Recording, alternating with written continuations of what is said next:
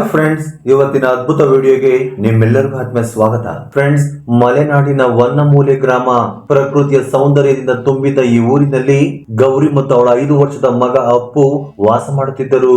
ಗಂಡ ರಘುನಾಥ ಮರಣ ಹೊಂದಿದ ಮೇಲೆ ಗೌರಿಯ ಬದುಕು ಒಂದು ಕತ್ತಲಲ್ಲಿ ಆಳಕ್ಕೆ ಇಳಿದಿತ್ತು.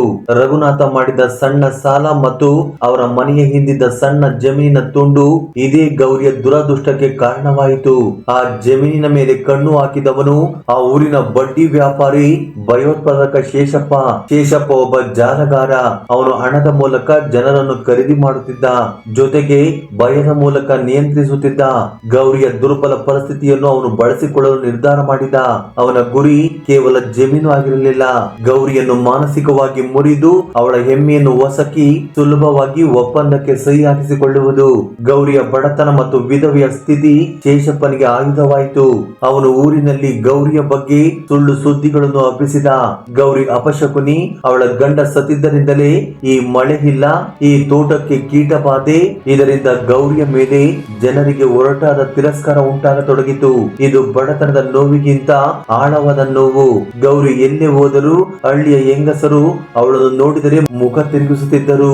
ನೀರು ತರಲು ಬಾವಿಯ ಬಳಿ ಹೋದರೆ ಅವಳು ಮುಟ್ಟಿದರೆ ನೀರು ಕೆಡುತ್ತದೆ ಎಂದು ಕೆಲವರು ಪಿಸುಗುಟ್ಟುತ್ತಿದ್ದರು. ಮಗುವಿನೊಂದಿಗೆ ನಡೆದು ಹೋಗುವಾಗ ತೋಟದ ಕೆಲಸಗಾರರು ಉದ್ದೇಶಪೂರ್ವಕವಾಗಿ ಅವಳ ಮೇಲೆ ಕೆಸರು ಎರಚುತ್ತಿದ್ದರು. ಹೀಗೆ ಒಂದು ದಿನ ಗೌರಿ ಕೂಲಿ ಕೇಳಲು ಹೋದಾಗ ಶೇಷಪ್ಪನ ಏಜೆಂಟ್ ರಾಮಯ್ಯ ಎಲ್ಲರ ಮುಂದೆ ಅವಳನ್ನು ಅವಮಾನಿಸಿದ.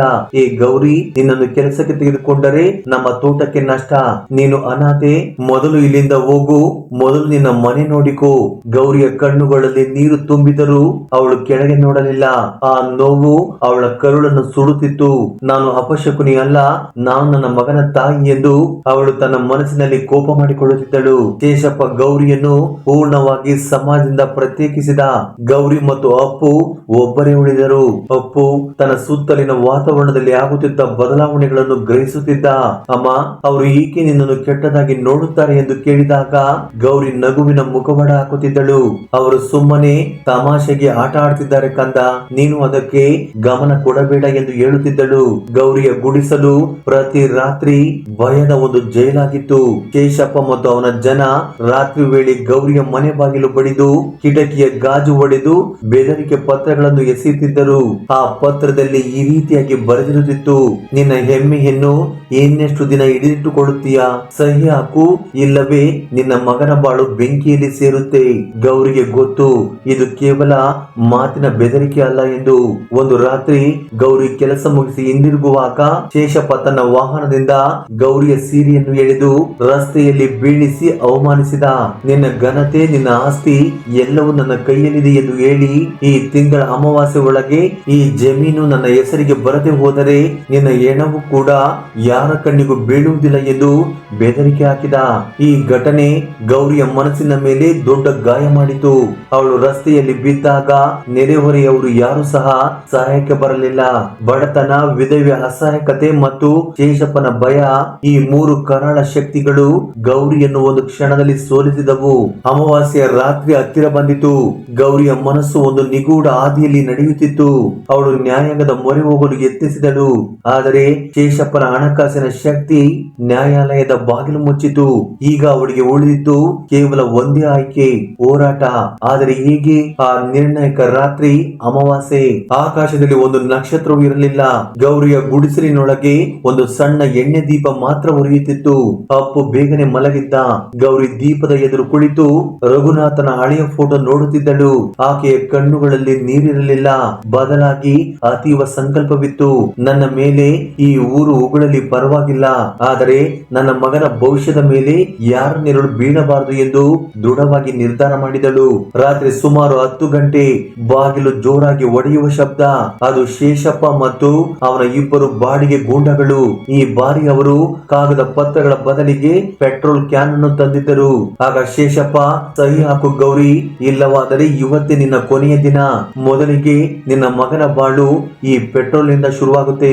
ಆಗ ಗೂಂಡಗಳಲ್ಲಿ ಒಬ್ಬ ವ್ಯಕ್ತಿ ಗುಡಿಸಲಿನೊಳಗೆ ಪೆಟ್ರೋಲ್ ಸುರಿಯಲು ಶುರು ಮಾಡಿದ. ಮತ್ತೊಬ್ಬ ಅಪ್ಪುವಿನ ಹತ್ತಿರ ಹೋದ. ಗೌರಿಯ ಕರುಳು ಹಿಂಡಿದಂತಾಯಿತು. ಗೌರಿ ಆ ಕ್ಷಣದಲ್ಲಿ ತನ್ನ ದೇಹದ ಪ್ರತಿ ನೋವು, ಪ್ರತಿ ಅವಮಾನ, ರಘುನಾಥನ ಸಾವಿನ ದುಃಖ ಎಲ್ಲವನ್ನು ಒಂದೇ ಶಕ್ತಿಯಾಗಿ ಪರಿವರ್ತಿಸಿದಳು. ಶೇಷಪ್ಪ ಕೈಯಲ್ಲಿ ಪೆನ್ನು ಹಿಡಿದು ನಗುತ್ತಿದ್ದಾಗ ಗೌರಿ ಇದ್ದಕ್ಕಿದ್ದಂತೆ ಕುಸಿದು ಬಿದ್ದಳು. ಆದರೆ ಕುಸಿದು ಬೀಳುವ ಮುನ್ನ ಹಾಗೆ ತನ್ನ ಜ್ಞಾಪಕ ಶಕ್ತಿಯನ್ನು ತೀಕ್ಷ್ಣಗೊಳಿಸಿ ಅಪ್ಪು ಇರೋ ಕಡೆಗೆ ಜೋರಾಗಿ ಸ್ಪಷ್ಟವಾಗಿ ಒಂದು ರಹಸ್ಯ ಕೋಡ್ ವರ್ಡ್ ಹೇಳಿದಳು. ಅದು ಶ್ಯಾಮಲಮ್ಮನ ಮನೆಗೆ ಹೋಗು. ಶೇಷಪ್ಪ ಕೋಪದಿಂದ ಏನು ಹೇಳುತ್ತಿದ್ದೀಯಾ? ಆಗ ಗೌರಿ ಪುನಃ, ನಿಮಗೆ ಗೊತ್ತಿದೆಯೇ, ನೀವು ಈ ಮನೆಯನ್ನು ಸುಡುವ ಮುನ್ನ ನಿಮ್ಮ ಎಲ್ಲ ದುಷ್ಕೃತ್ಯದ ಪುರಾವೆಗಳನ್ನು ನಾನು ಬೇರೆ ಯಾರ ಕೈಗೆ ಸಿಗದಂತೆ ನನ್ನ ನಂಬಿಕೆಯ ವ್ಯಕ್ತಿಯ ಬಳಿ ಇಟ್ಟಿದ್ದೇನೆ. ಆ ವ್ಯಕ್ತಿ ಶ್ಯಾಮಲಮ್ಮ. ಆಕೆ ಈ ಊರಿನ ಮುಖ್ಯಸ್ಥರ ಆತ್ಮೀಯ ಗೆಳತಿ ಮತ್ತು ಶೇಷಪ್ಪನಿಗೆ ಆಕೆಯಿಂದ ಬೆದರಿಕೆ ಇತ್ತು. ನೀವು ನನ್ನನ್ನು ಕೊಲ್ಲಬಹುದು, ನನ್ನ ಮಗನನ್ನು ಸುಡಬಹುದು, ಆದರೆ ನನ್ನ ರಕ್ತ ನೆಲಕ್ಕೆ ಬೀಳುವ ಮೊದಲೇ ಆ ಶ್ಯಾಮಲಮ್ಮ ಪೊಲೀಸರಿಗೆ ಎಲ್ಲವನ್ನು ತಲುಪಿಸುತ್ತಾಳೆ. ಅವಳಿಗೆ ಎಲ್ಲ ಗೊತ್ತಿದೆ, ನಿಮ್ಮ ಎಲ್ಲ ಸಾಲದ ಪುಸ್ತಕಗಳ ರಹಸ್ಯ, ಬಲೆ ಎಲ್ಲವೂ. ಅದನ್ನು ಕೇಳಿದ ಶೇಷಪ್ಪನ ಮುಖ ಬಿಳಿಸಿಕೊಂಡಿತು. ಶ್ಯಾಮಲಮ್ಮ ಮಧ್ಯೆ ಪ್ರವೇಶಿಸುವುದು ಅವರಿಗೆ ದೊಡ್ಡ ವಿಪತ್ತು. ಅದು ಕೇವಲ ಈ ಜಮೀನಿನ ನಷ್ಟವಲ್ಲ, ಅವನ ಇಡೀ ಸಾಮ್ರಾಜ್ಯದ ಅಂತ್ಯ. ಆಗ ಅವನು ಗೂಂಡಗಳನ್ನು ನಿಲ್ಲಿಸಿದ. ನಿನಗೆ ಇನ್ನೆಷ್ಟು ಬೇಕು ಗೌರಿ? ಹಣ ಏಳು ಎಂದು ಕೂಗಿದ. ಗೌರಿ ನೋವಿನಲ್ಲೂ ನಕ್ಕಳು. ನನಗೆ ನಿಮ್ಮ ಹಣ ಬೇಡ, ನನಗೆ ನನ್ನ ಮಗನ ಭವಿಷ್ಯದ ನ್ಯಾಯ ಮಾತ್ರ ಬೇಕು. ನಾಳೆ ಬೆಳಿಗ್ಗೆ ನಾನು ಪೊಲೀಸ್ ಠಾಣೆಯಲ್ಲಿ ಇರುತ್ತೇನೆ. ನೀವು ಅಲ್ಲಿಗೆ ಬಂದು ನಿಮ್ಮ ಎಲ್ಲ ಅಪರಾಧಗಳನ್ನು ಒಪ್ಪಿಕೊಳ್ಳುತ್ತೀರೋ ಇಲ್ಲವೋ ಎಂದು ನೋಡುತ್ತೇನೆ. ಶೇಷಪ್ಪ ಕೋಪದಿಂದ ಕುದಿಯುತ್ತಿದ್ದರೂ ಬೆದರಿಕೆಗೆ ಮಣಿದ. ಶ್ಯಾಮಲಮ್ಮನ ಹೆಸರು ಅವನಿಗೆ ದೊಡ್ಡ ಕಳಂಕ. ಆದ ಗೌರಿಯನ್ನು ಸಾಯಿಸಿದ್ದರೆ ಶ್ಯಾಮಲಮ್ಮ ಹಳ್ಳಿಯ ಜನರನ್ನು ಪ್ರಚೋದಿಸಿ ಅವನನ್ನು ಕಾನೂನಿಗೆ ಒಪ್ಪಿಸುತ್ತಿದ್ದಳು. ಜೀವ ಉಳಿದರೂ ತನ್ನ ವ್ಯವಹಾರ ಮುಗಿದು ಹೋಗುತ್ತಿತ್ತು. ಆಗ ಆತ ಕೋಪದಿಂದ ಪೆಟ್ರೋಲ್ ಕ್ಯಾನ್ ಎಸೆದು, ನೀವು ನನ್ನನ್ನು ಕೊಂದೆ ಗೌರಿ, ಆದರೆ ನಾನು ಮರಳಿ ಬರುತ್ತೇನೆ ಎಂದು ಬೆದರಿಕೆ ಹಾಕಿ ಗೂಂಡಗಳೊಂದಿಗೆ ಹೊರಟು ಹೋದ. ಶೇಷಪ್ಪ ಹೋದ ನಂತರ ಗೌರಿ ದೀಪದ ಬೆಳಕಿನಲ್ಲಿ ಅಪ್ಪುವನ್ನು ಬಿಗಿದಪ್ಪಿ ಅಳತೊಡಗಿದಳು. ಆ ಅಳುವು ನೋವಿನ ಅಳುವಾಗಿರಲಿಲ್ಲ, ಅದು ಜಯದ ಅಳುವು. ನಾವು ಗೆದ್ದೆವು ಕಂದ, ನಾವು ಈ ಕ್ರೂರ ಜಗತ್ತನ್ನು ಸೋಲಿಸಿದೆವು ಎಂದು ಪಿಸುಗುಟ್ಟಿದಳು. ಮರುದಿನ ಬೆಳಿಗ್ಗೆ ಗೌರಿ ಧೈರ್ಯದಿಂದ ಪೊಲೀಸ್ ಠಾಣೆಗೆ ಹೋದಳು. ಊರಿನವರು ಈ ಬಾರಿ ಅವಳ ಬೆನ್ನಿಗೆ ನಿಂತರು. ಶೇಷಪ್ಪನು ಬೆದರಿಕೆಗೆ ಮಣಿದು ಅವನು ತಾನೇ ಸ್ವತಃ ನ್ಯಾಯಾಲಯಕ್ಕೆ ಬಂದು ಗೌರಿಯ ಜಮೀನು ಮತ್ತು ರಘುನಾಥನ ಉಳಿದ ಸಾಲವನ್ನು ಮನ್ನಾ ಮಾಡುವ ಒಪ್ಪಂದಕ್ಕೆ ಸಹಿ ಹಾಕಿದ. ಗೌರಿಯ ದೇಹದ ಮೇಲೆ ಶೇಷಪ್ಪನಿಂದ ಆದ ಗಾಯಗಳು ಗುಣವಾಗುತ್ತಿದ್ದವು, ಆದರೆ ಸಮಾಜದಿಂದ ಆದ ಅವಮಾನದ ಮಾನಸಿಕ ಗಾಯಗಳು ಶಾಶ್ವತವಾಗಿದ್ದವು. ಆ ಗಾಯಗಳು ಆಕೆಗೆ ತನ್ನ ಮಗನಿಗೆ ಒಂದು ಉತ್ತಮ ಜೀವನ ನೀಡುವ ಪ್ರತಿಜ್ಞೆಯನ್ನು ಇನ್ನಷ್ಟು ಬಲಪಡಿಸಿದವು. ಆ ಕರಾಳ ರಾತ್ರಿ ಅವಳ ಕರುಳಿನ ಪ್ರೀತಿಯು ಮಾನವನ ದುಷ್ಟತನ ಮತ್ತು ಸಾಮಾಜಿಕ ನಿರ್ದಯತೆ ಎರಡನ್ನು ಸೋಲಿಸುವ ಶಕ್ತಿಯನ್ನು ಪಡೆದುಕೊಂಡಿತು. ಫ್ರೆಂಡ್ಸ್, ಅಂದಿನಿಂದ ಆ ವಿಧವೆ ಗೌರಿ ತನ್ನ ಪುಟ್ಟ ಮಗುವಿನೊಂದಿಗೆ ಊರ ಜನರ ಆತ್ಮವಿಶ್ವಾಸವನ್ನು ಪಡೆದುಕೊಂಡು ಸಂತೋಷದ ಜೀವನ ನಡೆಸಿದಳು. ಫ್ರೆಂಡ್ಸ್, ಈ ವಿಡಿಯೋ ಬಗ್ಗೆ ನಿಮ್ಮ ಅನಿಸಿಕೆ ಅಭಿಪ್ರಾಯಗಳನ್ನು ಕಮೆಂಟ್ ಬಾಕ್ಸ್ ಅಲ್ಲಿ ಕಮೆಂಟ್ ಮಾಡಿ. ಹಾಗೆ ಈ ವಿಡಿಯೋ ನಿಮಗೆ ಇಷ್ಟವಾಗಿದ್ದರೆ ದಯವಿಟ್ಟು ಲೈಕ್ ನೀಡುವುದನ್ನು ಮರೆಯಬೇಡಿ. ಧನ್ಯವಾದಗಳು.